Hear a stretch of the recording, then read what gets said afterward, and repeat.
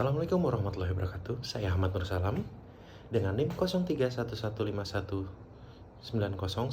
dari Universitas Al-Azhar Indonesia dengan prodi Manajemen Bisnis. Pada kesempatan kali ini saya akan mempresentasikan ujian akhir semester mata kuliah Pasar Modal. Dan materi yang akan saya bahas adalah antusiasme masyarakat berinvestasi pada pasar modal syariah tahun 2026. Oke, pasar modal syariah adalah sistem investasi yang sesuai dengan prinsip Islam. 2. Indonesia memiliki kurang lebih 240 juta penduduk muslim, di mana dalam persentase itu adalah 87%-nya.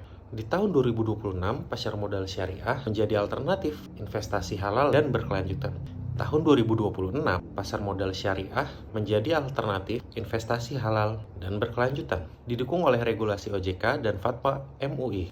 Antusiasme investasi. Oke, antusiasme masyarakat itu adalah tingkat minat, partisipasi, dan kepercayaan terhadap aktivitas investasi.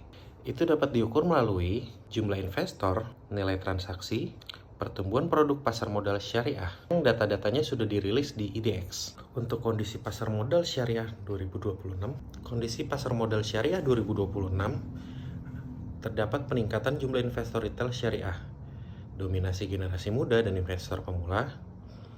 Produk syariah semakin beragam seperti Syahram Syariah, Sukuk Negara dan Korporasi, dan Reksadana Syariah, dan didukung digitalisasi sistem investasi. Faktor pendorong antusiasme. Faktornya adalah di religius, adanya kesadaran masyarakat terhadap keuangan halal, keinginan menghindari riba, goror, maisir, dan adanya fatwa MUI meningkatkan kepercayaan investor. Faktor edukasi dan literasi.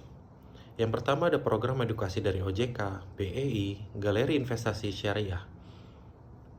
Kedua ada konten edukasi media sosial. Ketiga, juga kesadaran masyarakat yang semakin paham investasi jangka panjang. Ada juga dimudahkan dari faktor teknologi di mana pembukaan rekening efek syariah secara online lebih mudah, modal investasi lebih terjangkau, akses informasi real time, aplikasi investasi yang user friendly. Di faktor ekonomi, investasi itu solusi jangka panjang untuk menghadapi inflasi. Yang kedua, adanya kebutuhan perencanaan keuangan masa depan. Yang ketiga, di faktor ekonomi itu pasar modal syariah dianggap lebih beretika, lebih stabil, dan orientasinya jangka panjang. Tantangan pasar modal syariah saat ini adalah literasi keuangan syariah itu belum merata.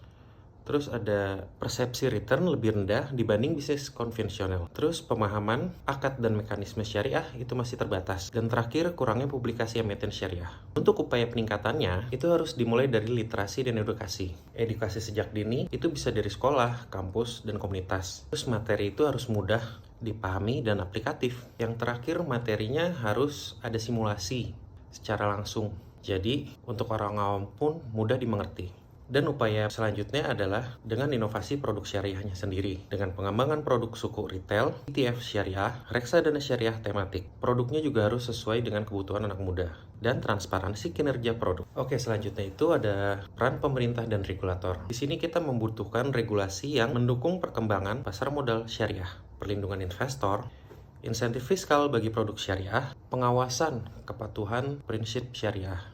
Peran lembaga keuangan syariah. Pertama, berperan sebagai pendamping investor pemula, sebagai edukator terkait akad dan investasi prinsip syariah. Kedua, edukator terkait akad dan prinsip syariah. Ketiga, sebagai laporan kinerja yang transparan. Dan terakhir, berperan sebagai meningkatkan kepercayaan publik. Jadi kesimpulannya, antusiasme masyarakat terhadap pasar modal syariah pada 2026 terus meningkat, yang didukung oleh kesadaran religius, teknologi, edukasi, dan diperlukan kolaborasi antara pemerintah, regulator, lembaga keuangan, dan masyarakat. Di sini bisa kita pahami kalau pasar modal syariah berpotensi menjadi pilar utama ekonomi berkelanjutan. Terima kasih. Wassalamualaikum warahmatullahi wabarakatuh.